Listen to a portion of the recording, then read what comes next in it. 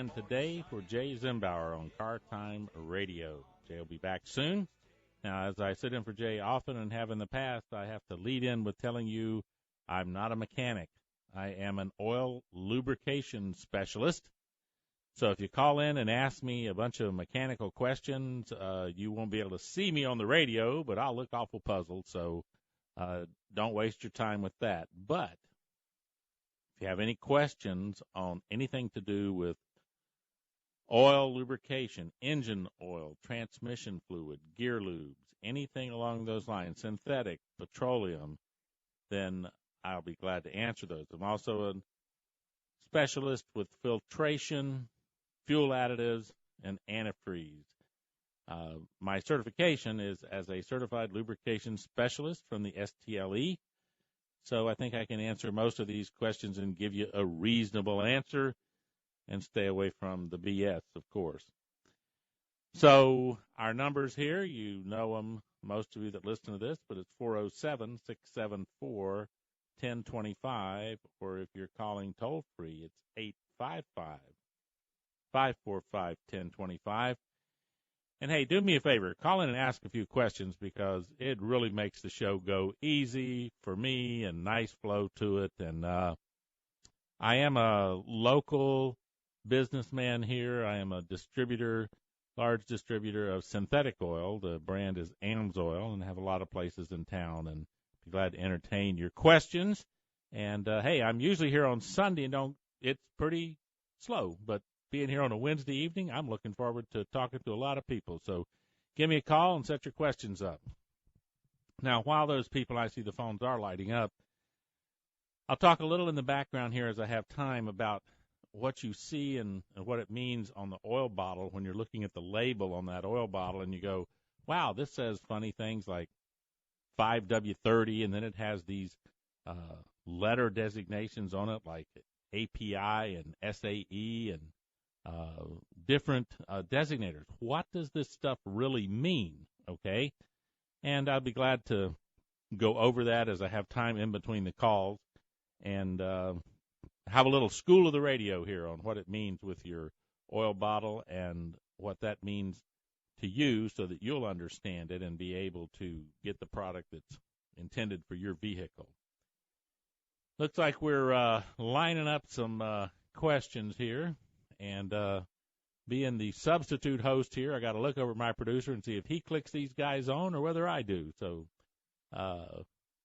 looks like he's going to click them on for me when he's ready. So, all right, now on the bottle, when you see 5W30, everybody says, well, that means it's a 5-weight, 30-weight. It's not really exactly true. What that labeling means is that you have a winter rating, meaning that it's going to give you the ease of flow like a 5-weight, similar, except it's an apparent viscosity. And the second number is an operational viscosity, which is measured at 212 degrees. So we'll stick with that. Got that. 5W30. First one's winter rating. Second one's actual viscosity. Let's go to the phones and take our first question. Joel, this is Dan here on Car Time Radio. What can I do for you? Yeah, I have a question about transmission fluid. I'm thinking about a 2005 Suburban, and I want to change out the fluid to full synthetic. And I'm wondering, some people say flush, some people say change. Is there something that I need to make sure the mechanic does, that he doesn't just like drain the pan out, but then there's a whole bunch of fluid left in the transmission?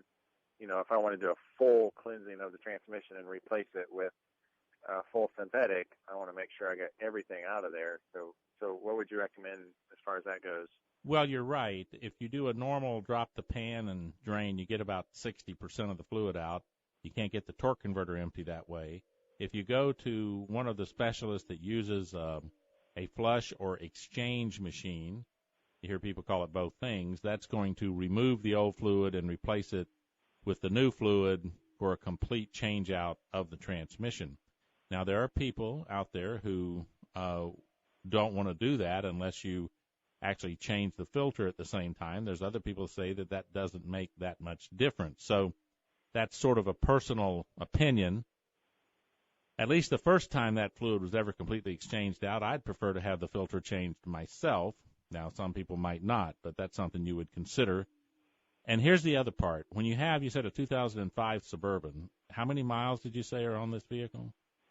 48,000. Okay, that's low mileage. That's not any problem then. What you're going to look for when you take the dipstick out of the transmission and look at the fluid, you're looking for a pink fluid that doesn't have an off smell, especially a burnt off smell. If that fluid is still pink, looks pretty good, then you're in pretty good shape. If that fluid were tan, all the pink was burned out of it, and it had an off smell to it that smells sort of like burnt rubber, then you want to talk that over with your transmission shop and a little bit more carefulness, because you could have a transmission that is really filled up with a lot of varnish. That's not going to be the case at 48,000 miles, but I bring that up for our listeners that are listening to the same question. 48,000 miles, you should be able to do basically an exchange and not expect to have any problems. Just exchange the transmission fluid and go right down the road. And, yes, I would recommend that you get a complete change out. The synthetic fluid is compatible with the petroleum, but you only end up about 60-40, so you have a ways to go to get there. And I think it's best to do it by changing it out when you can afford to do that, and you have an opportunity to have somebody do it for you. Is that answered up, or did I miss something? I think Joel might have gotten his information and taken and hung up on me. Okay, so let's go to Steve. Steve, this is Dan. What can I do for you? Good evening. I am always confused on the best lubricant for a four-stroke single-cylinder motor like my pressure washer or my lawnmower. Okay. Well, here's what I can tell you. Most of the time, those engines are designed to run on a 30-weight oil.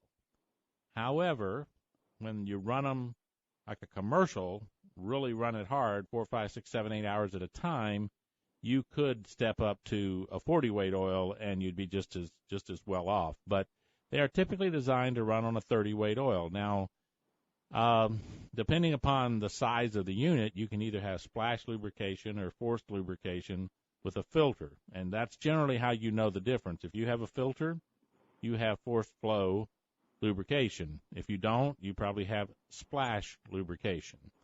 Why do I bring that up? Because many times in that splash lubrication, you're concerned about foaming in the oil. So people who make oils that they label small engine oil, there's one from Amsoil called small engine oil. They've taken a look and decided that small engine oil is designed primarily for units that don't have filters, and they're going to have a lot more foaming due to the splash operation, so they make that oil more resistant to anti-foaming. In other words, it's not designed to foam, and it has extra additives to prevent that because of splash lubrication.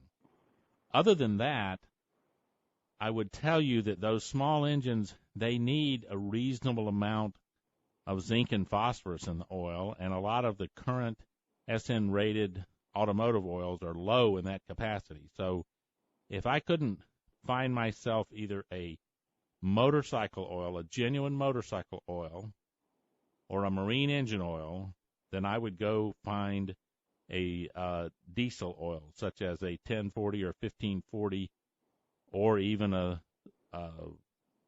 straight 30 diesel oil, because they have really good anti-foaming and good levels of zinc and phosphorus. And those small engines like that, they need a lot of zinc and phosphorus because they're not getting the kind of lubrication you get with a really forced lubrication system. And that zinc and phosphorus is going to prevent scuffing of the cylinder wall and sometimes whenever the oil just can't do it. So, yeah, I think I've answered it. Get yourself something that says small engine on it if you can. Get a motorcycle oil if you don't find that. Get a scooter oil if you don't find the motorcycle oil. And if all else fails, find yourself a diesel oil or a marine engine oil. Got it?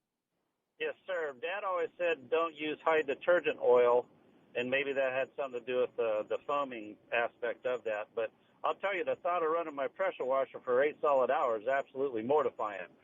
Well, it is. I had one, believe it or not, that I had somebody I hired to do something. They were running it. They ran it about 10 hours, and I wasn't bothering to watch what they were doing, and they literally ran it right down to there was less than a cup of oil left in it, and it cracked the block. So if you run them beyond a couple hours, you really do have to pay attention to them because they will use a little bit of oil.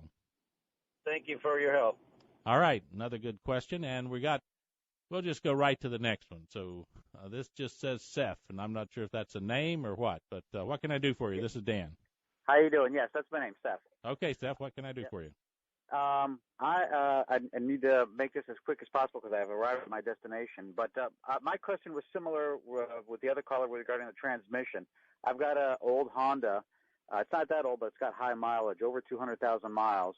And I don't know when the last time the transmission fluid was changed, if at all. I haven't checked the color as you recommended, just by that age, what do you recommend I do? Well, you're lucky in one aspect. Hondas seem to do very well. I've done a lot of things with Hondas with 300,000-400,000 miles on them, and they were like cherry. So that's good. Here's what I would tell you to do: take that dipstick out, take a really white napkin, let that transmission fluid drip on that napkin. You're looking to see if it just has one color in the stain, or if the center is lighter and there's a dark ring on the outside of it. Okay. And then the next thing is look at your dipstick and see if it looks like it's been plastisol. That would be varnish building up on the dipstick, okay? Yeah. If there's no varnish built up on the dipstick and the stain on that white napkin is consistent, make it about the size of a quarter. Yeah. And if it's pretty consistent and the fluid doesn't smell bad, then you're in pretty good shape just to change it. If you're a little concerned, here's what I recommend that you do. Yeah. Buy some standard petroleum transmission fluid because synthetic is incredibly high detergent, okay? And you don't want that. You want something that's just clean and good. Okay. And all you're going to do is drop the pan. And when you drop that pan, you want to look in the pan. Mm-hmm. And what you don't want to see is what appears to be a buildup of waxy substance across the bottom of the pan. You don't want to see that. If that's not there, clean that pan out. Put yourself a new filter on, and fill it back up. That's about half of the oil will be new in the transmission. Okay. Run that for about 5,000 miles, and then get ready to do another service, because what you're doing is just letting that mixture of some new fluid sort of take its time cleaning out the transmission to make sure it's really good and clean. Okay. And it'll catch most of that in the filter if there's anything very big. The rest will settle in the bottom of the pan. And the next time you change it, you can go to full new transmission fluid if everything works out. Because what you're trying to avoid is getting bits and pieces of varnish loose that end up on the faces of the abrasive clutch discs, okay, that are in that transmission. There's what they call a wafer pack of clutch discs. Right. If they get too much varnish on the faces of them, they want to slip.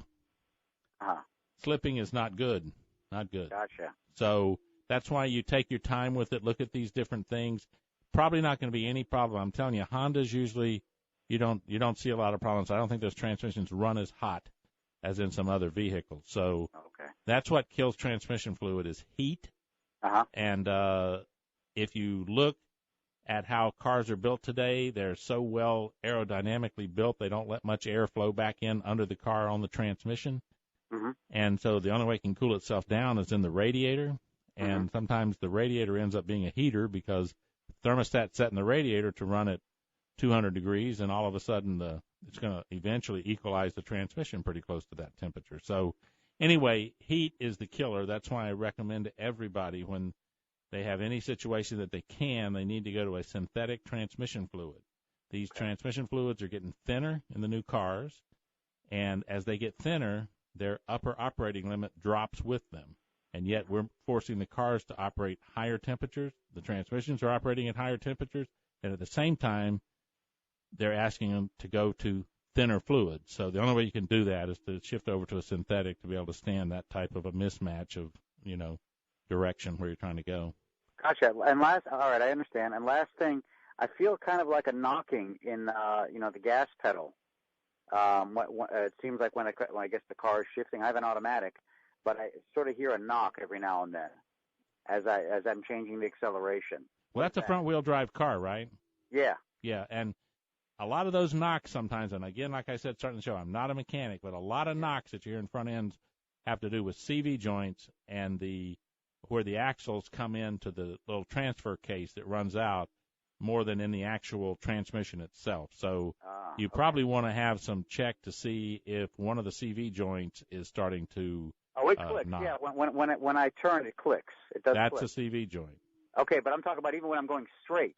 Yeah, but it just means it gets locked in a position it doesn't want to move. Ah. And sometimes it can be a wheel bearing also at the same time. Wheel bearings, when they start to go bad, will have a knock. But you don't hear that as much as CV joints. And since that's a front-wheel drive vehicle, I would suspect more on the CV joint than on the wheel bearing. Gotcha. But you don't think it's a transmission? No, I wouldn't think so. Your transmission tends to fail by slipping and not shifting right. If it shifts right, and when it makes a shift, now Honda shift hard, but if it shifts and it doesn't slip, transmission's probably fine. But when it shifts and it puts the power out onto those drive shafts going through the CV joints to the front wheels, and one of those are not right, then it'll clunk every time it shifts it. Yeah, I think that's what it is. Yeah. So, okay. And now we've exhausted my mechanical aptitude, and I'm an oil guy. Help. All right, I appreciate it. Thank you. Okay, good call. Well, folks, you are listening to Car Time Radio. This is Dan Watson sitting in for Jay Zimbauer. We've run a couple minutes past with these few calls, so we're going to take a break, and we'll come back and take your calls right after these messages. And welcome back to Car Time Radio. Dan Watson sitting in for Jay Zimbauer today, answering your questions about oil, lubrication, transmission fluid, gear lube, engine oil, synthetics, petroleums, fuel additives, and filtration.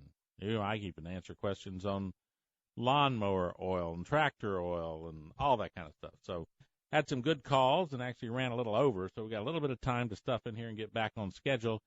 So if you got a question, give me a call at 407-674-1025. That's 407-674-1025. Or toll free 855-545-1025, and I'll be glad to take your questions. Now, I said in the background when I started, I was talking a little bit about what you see on that oil bottle. And there's a 5W30, 5W20, 10W40. And I explained that first number is the winter rating. It's actually measured different than the second one. And the second number is the operational viscosity. And so why I'm going to the trouble to talk about that is really in this southern climate we live in, you will not be able to tell the difference between a 0W, a 5W, or a 10W, because really before those numbers can make much of a difference, you have to go below zero in the outside temperature. You get down to below zero, and then you'll be happy that you have a 0W instead of a 10W. But at above freezing, anything above 32 degrees, you would never know the difference in those products, 0W, 5W, or 10W. Now, the second number is very important because that's where we measure all of these oils at 212 degrees to determine what the actual operational viscosity is. And, of course, viscosity, this big word, just means that you could think of it as thickness. They talk about it as weight, but it's really thickness or resistance to flow. And the example is always given that water has a low viscosity and molasses has a high viscosity. So that's pretty easy to understand. But it's critical. It's the most critical measurement to successfully lubricating moving parts is the thickness or the viscosity of the oil. So that's the number one most important thing the lubrication engineers figure out that they want in that application. All right, so we got that out of the way. We can go to the next phone call. And James, this is Dan. What can I do for you? Hey, Dan. Thank you for taking my call. Love to listen to you. I just had a question. I own a 2014 Tundra 5.7, and I understand it's a synthetic. The manufacturer requires synthetic oil. Now, with that being said, does it matter if it's Pennzoil or Mobil One or, does it really matter as long as it's the same weight? Well, here's the thing that I would tell you. The ones you mentioned, it doesn't matter too much, but one of the problems, and since you brought this topic up, I'll talk about it for a minute. There's a lot of really faux pas bad oil that's being produced. Everybody wants to get on the bandwagon and label their oil as something that it's not. It's so bad that in the state of Missouri, they just banned 2 different oils. One had a name like Bullseye Oil and some other one. But these oils, their bottles look great. It's just that what was in the bottle had nothing to do with what was on the label. Okay, so people take exception to that. Now, what I try to tell people, and you mentioned too, is that first thing you want to do is look for some bottle that's labeled by somebody that you recognize. For example, Valvoline is not going to go out here and make some junk and put it in the bottle. They have a long 100-year history of reputation to keep up with. So you have a pretty good idea. You're going to get what you pay for. Castrol's the same way, Texaco, Valvoline oils, those kind of things. But when you see some oil that it's just not even recognizable, the best thing to do is go on the Internet and look these guys up and see if you can find out anything, because there are some really shysters out there, and it takes a state agency catching them doing this, and we don't have a real strong effort in that here in the state of Florida as far as monitoring what's in oil bottles on shelves. It just doesn't happen. Now, when you talk about synthetic engine oils, okay, you can categorize these engine oils into 2 categories. There are the good synthetics, and there are the better or best synthetics. Now, most of the guys out there are producing a good synthetic. Valvoline, one of these guys. Now, if you look at what these oils are actually made out of, there's a couple different base stocks that they make them out of. It is my opinion, and I'll lead in with that because I'm not allowed to say that it's fact. It's my opinion that you will get the best synthetics when you go to the guys that use what they call a chemical polyalpha olefin base. That big word, PAO. Let's just call it PAOs. And that right now turns out to be Amsoil and Mobil. Now, Amsoil has a group of oils called XL, which are made from the other base stock like most all the other guys use. So we're not saying it's a bad base stock. It's kind of like the difference between buying an 80,000-mile radial and buying a 60,000-mile radial. They're both radials. It's just one is engineered to be a more high-performance, long-lasting tire. It's the same thing with the oil. So when you go out and you buy a standard synthetic, it's a good oil. And if you run it for the 5,000 or 6,000 miles that they recommend, you can't go wrong. Now, there are oils that you can do better with. Go ahead. Yeah, Toyota's offering, my wife and I both have, she's got a 2015 Toyota, I've got a 2014, and obviously they offer a 24-month or up to 25,000-mile free, oil changes. And, first of all, when I got the Tundra and I found out it took OW20, I was like, wow, I'm an old Chevy guy. And, it's just, I guess the tolerances and things like that nowadays are so tight that that's what it needs. With that being said, I haven't actually went and talked to one of the technicians, but I'm wondering what Toyota's using for their synthetics. Well, I think even my wife's car. Yeah, and I don't think they're using a bad oil. But here's one thing I think I know about Toyota, that if you come into Toyota for their oil changes using their standard synthetic they've got, if you want to upgrade to Mobil One, it's a $50 charge. So apparently whatever they're using must not be quite of the standard. Because, listen, you get what you pay for. So if they're saying they're going to charge you an extra $50 to use this Mobil One, then apparently whatever they're buying must be much less expensive than that Mobil One when you ask for it. Now, that being said, Toyota is going to put a synthetic engine oil in your car that they provide that is going to meet the requirements that they have. You don't have to worry about that, okay? And so if they're giving you a package of free oil changes, I don't think you can beat the word free. And so as long as you It's on the sale price. yeah, so as long as you run that oil by their recommendations, which I believe for that is about 5,000 or 6,000 miles, Yeah, you can't go wrong. I mean, no, I love the truck. It's a great truck.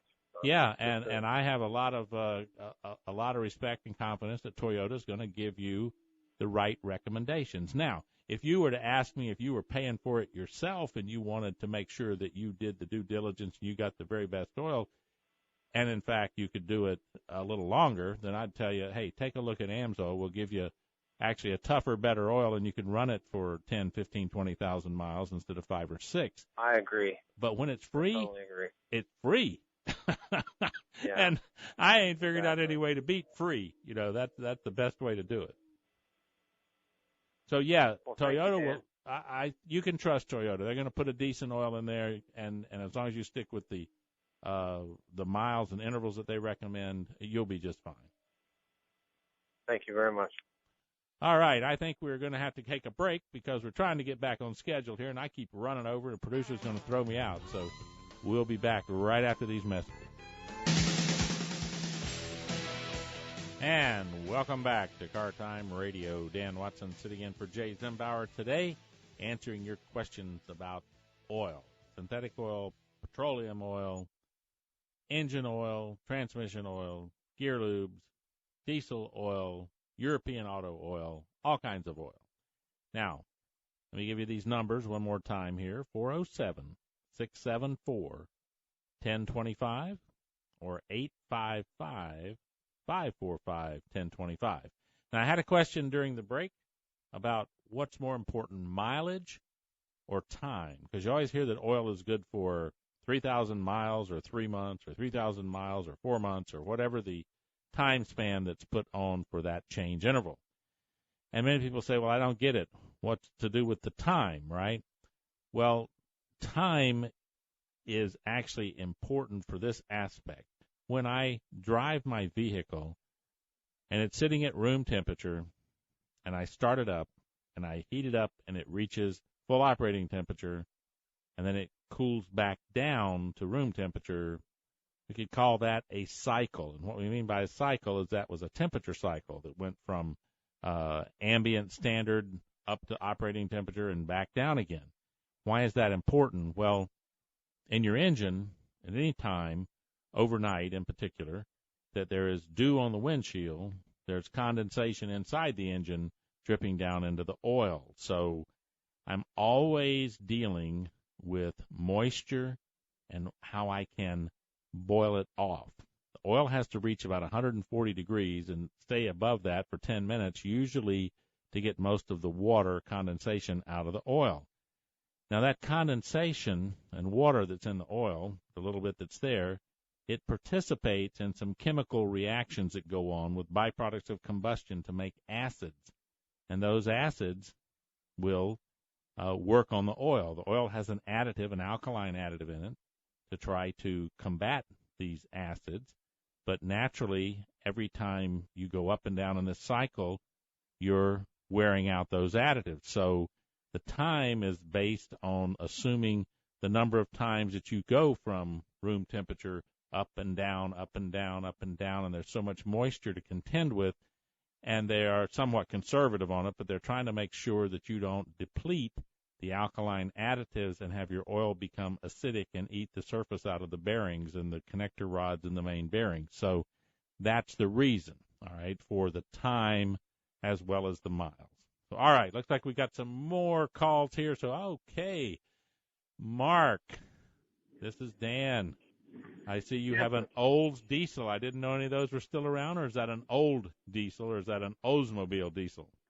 An old Ford diesel, 7.3 liter, about a 97 model. Is it worth running a synthetic diesel oil in that, or? Well, now that's a 7.3, and is that the 7.3 Power Stroke, or is it the one before that became a Power Stroke? It's the Power Stroke with the turbo. Yeah, and that's the reason I ask you is because I can tell you right now, if you have a turbocharged engine, in my personal opinion, using petroleum oil in a turbocharged engine would be classified as engine abuse. Okay?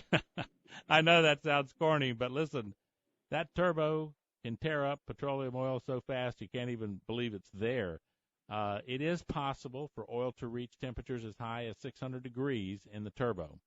Wow. And, you have, in a lot of these engines, you have interlocks so that you can't turn the engine off until the turbo has a chance to cool down. And that's true, and that's good, and you don't want that to happen. But in the event you ever have a situation where the turbo is not getting cooled down properly for whatever reason, or it's just running for a long time with the turbo engaged, man, you'll be glad you had synthetic engine oil, because this, for example, AMSOIL 1540 that runs in these engines can easily run consistent at temperatures above 450 degrees and run peak temperatures of 500, 550 without damage. So you got petroleum oil that turns to smoke when it hits about 400 degrees, so not a lot of protection in smoke. Now, you bring up a question, though. It's an old engine, and it's run on this other stuff. It's done okay. If you were going to convert it over, yeah, it is. How many miles are on it? Well, actually, it's fairly low miles, about 110,000 on it. Yeah, that's really nothing for that 7.3. I cannot believe that Ford ever got away from that engine. That was the best, most durable power plant for Power Stroke that they've ever made. I just don't know why they ever went away from the 7.3. In the oil change intervals, Ford says 3,000 if it's working hard, 5,000 if it's not working hard. If you change to synthetic, what do you recommend? We have a 1540 heavy-duty diesel and marine engine oil, CI4 Plus rated for that engine, that under almost all conditions for that particular truck, I'd run it about 15,000 miles for change interval. Now, if you're just a highway urban cowboy running up and down, you can go more than that. But actually, most of the time I've seen excellent, for all conditions, sticking with about 15,000 miles oil change on that particular engine. Sweet. Thank you. All right. I'm going to look at my producer and see if I can fit one more question in. He says, okay, I can do one more. Roger, what can I do for you, Roger? Roger, you still there in Apopka? I think we might have lost Roger, so let's go to Dan in DeLand. Good evening. Thank you for taking the call. I've got a couple of questions if we have time. I've got the 2001 Infiniti that's got 250,000 miles on it. I don't think the transmission fluid has ever been changed. Should I look into that? Well, you should look into it, and I talked to a guy earlier about some special ways to look at that, and it takes some time, and I don't think I have enough time to get into that in detail, but here's what I would tell you. Here's my number for my office, okay?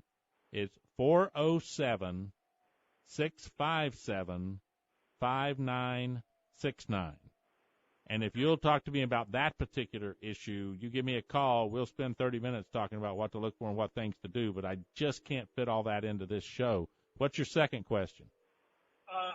As far as octane rating on the pumps, we see that it's measured R plus M over 2. What in the heck does R plus M mean? Well, gosh, I haven't looked at that in years. There's two methods of doing octane.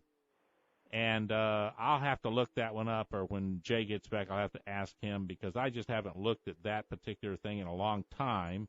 But it might just help to realize that octane, many people misunderstand it anyway. It is actually how slow we can get the fuel to burn. We don't want it to detonate like a hand grenade going off.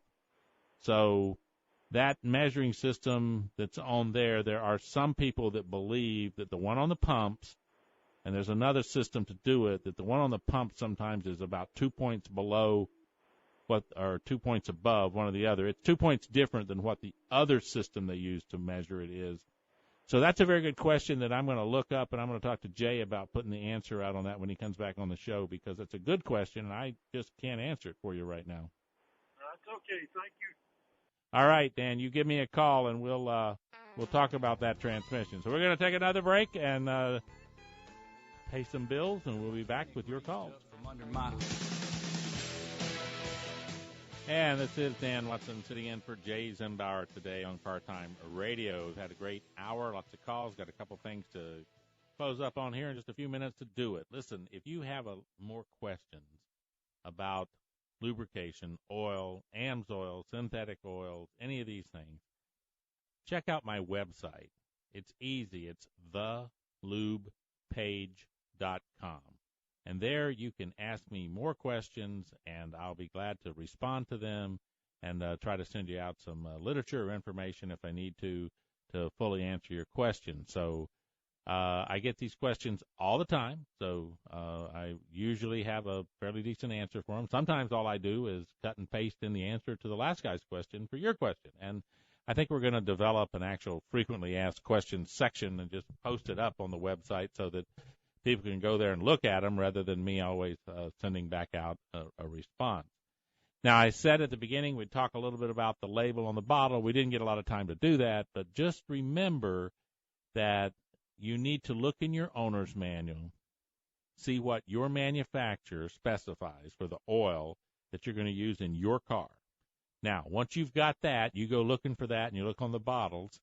And what you don't want to do is buy something that you've never heard of. I'm not telling you might not find something out there that you've never heard of that's decent, but, folks, we have this giant internet today that you can go on and do a little due diligence and check out every product before you do it. And one of the only things that you can do these days for these modern, wonderful, high-tech cars is be careful about the lubricants, the fuels, those kind of things, the tires that you buy to put on it, because it's so computer-controlled as far as how the engine works and so forth that guys like you and me that don't own all the computer test equipment, we don't even need to lift the hood if there's something going on. We just need to call Jay Zimbauer and have him fix it because he's already spent the $100,000 to buy all the special tools and testing computers and units so that you can figure this thing out. So when it comes to oil, you can still look and learn something about that, and I encourage you to do that and put the right stuff in. Oil is the life of your engine and moving parts, and if you buy junk, you'll get junk performance. That'll wear out your fine, new, high-tech vehicle. And again, send me your questions at thelubepage.com. Easy to find, lots of information there. I've got over 70 videos that I've done for YouTube that are all associated with oil and its use. So I think you could do yourself some good and have some fun there. And I'll sit in for Jay Zimbauer here off and on. Jay's a big hunting, fishing, outdoor guy, and it's about time for the hunting season to get cranked up full bore. So I'll have a chance to see you again on the radio. So until then, just keep rolling.